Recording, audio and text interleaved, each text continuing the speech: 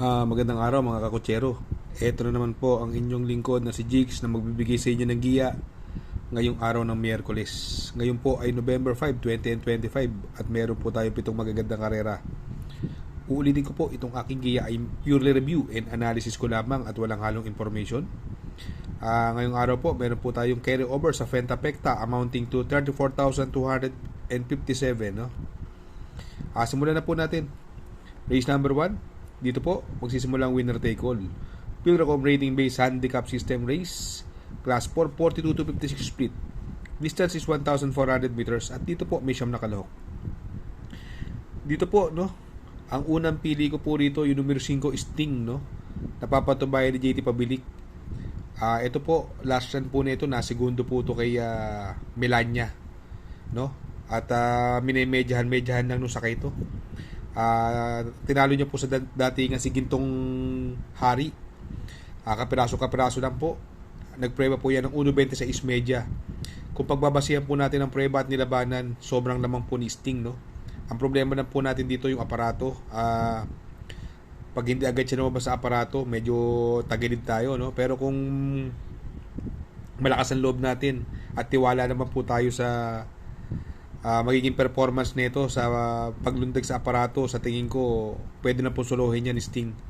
Pero kung magpo-protection po ako rito, kung sakaling tuyuin po ito sa aparato, yung numero 7 Golden Opportunity sa kay ni Claro Espare, no? Sa tingin ko yan ang maganda protection. At itong sinubukan na nung karera kay Boss Lady, no? Yung numero 8 Dixie Sky sa kay ni RCC Masyo, magdadala na po ng pinakamagalang na timbang 50, no? Sa tingin ko maganda protection.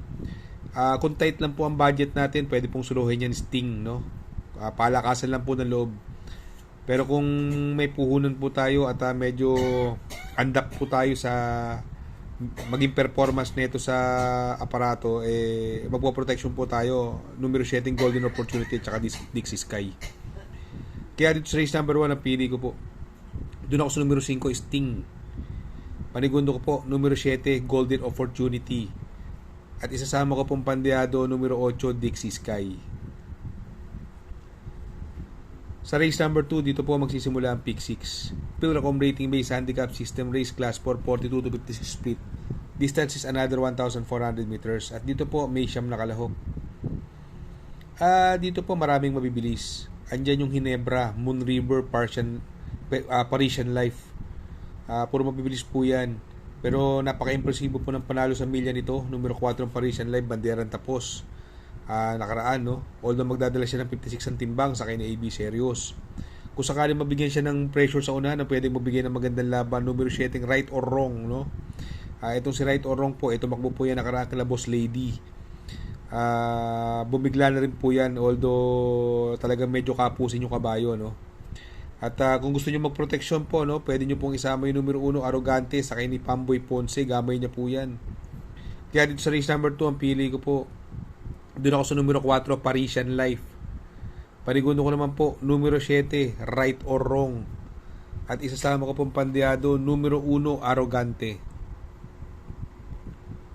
Sa race number 3 dito po magsisimula ang pick 5. Pilracom rating based handicap system race class 4, 42 to 56 split.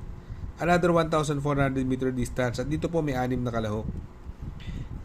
Dito po ang first choice ko po rito, numero 3 Euroclydon, no, sa kay ni RCC Masyo. Siya po magdadala ng pinakamagaang timbang na 50. At imported horse.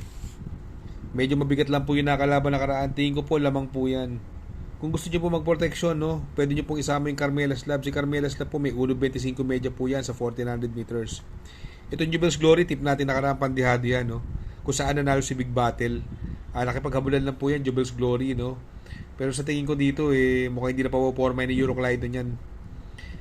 Sa tingin ko lamang po yan, Euroclydon. Kaya dito sa race number 3 ang pili ko po. Doon po ako sa numero 3, Euroclydon. Panigundo ko naman po, numero 4, Carmela Slab.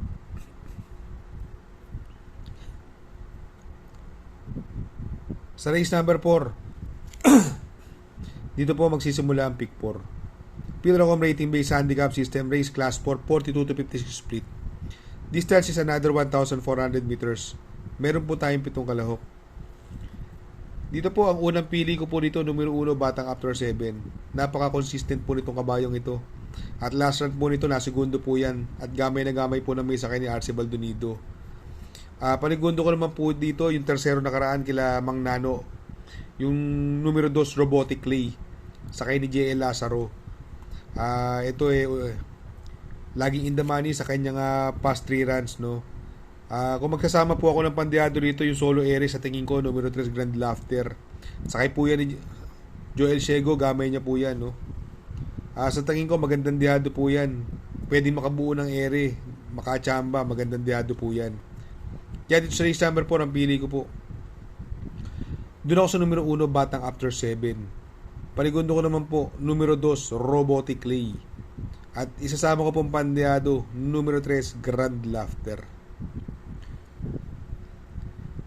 Sa race number 5, Pilracom Rating Based Handicap System Race, Class 5, 17 to 41 split. Another 1,400 meter distance. At dito po may 8 kalahok. Dito unang pili ko po rito yung numero 6, Queen Ella, no. Binigay na po kay Uno Hernandez. Napakababa po sa laban nito, bagong baba ng grupo at napakababa rin po talaga sa laban, no. Sa tingin ko lamang po ito. Kung tight din po ang budget nyo rito, sa tingin ko pwede pong suluhin yan, Queen Ella. Ngayon, dahil paratingan, gusto nyo magproteksyon, pwede nyo pong isama yung numero 4 galing sa segundo 14 de Oktubre sa kaya ni GL Ciego Jr. Kaya dito sa race number 5, ang pili ko po. Doon ako sa numero 6, Queen Ella. Panigundo ko naman po, numero 4, 14 de Oktubre.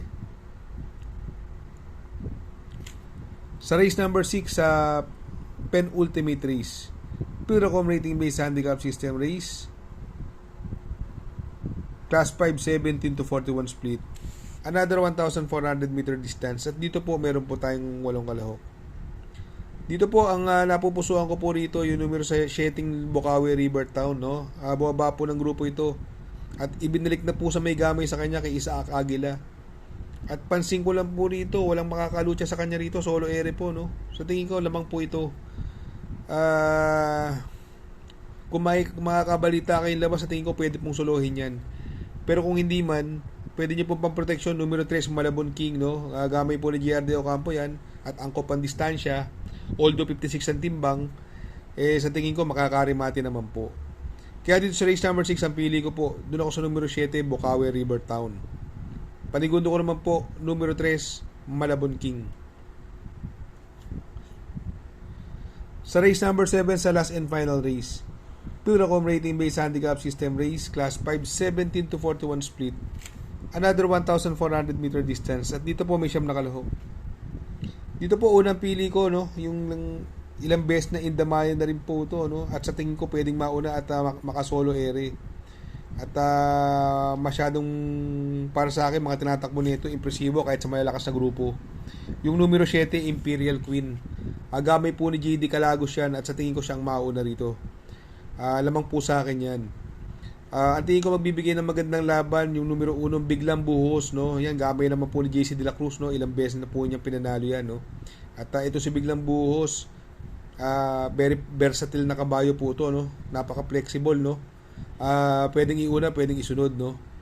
Kaya dito sa race number 7, ang pili ko po, doon ako sa numero 7, Imperial Queen. Panigundo ko naman po, numero 1, Biglang Buhos. Shoutout nga pala kay Sir Pax ng Barkadahan OTV. Located po siya sa 1139 New Antipolo Street, Corner Vargas. Malapit lang po sa Abad Santos, yung bagong ginawang tulay. Very convenient and attentive po ang mga tao.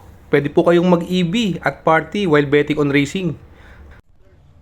Good luck mga kakutsero. Sana po matapat ang ating giya at yung mga nakasunod. Sana po ay magsitama po kayo. Ako yung makikiusap lamang at makikisuyo sa inyo na please like, share, subscribe, and hit the notification bell para update kayo sa aking mga giya. Good luck po and happy racing!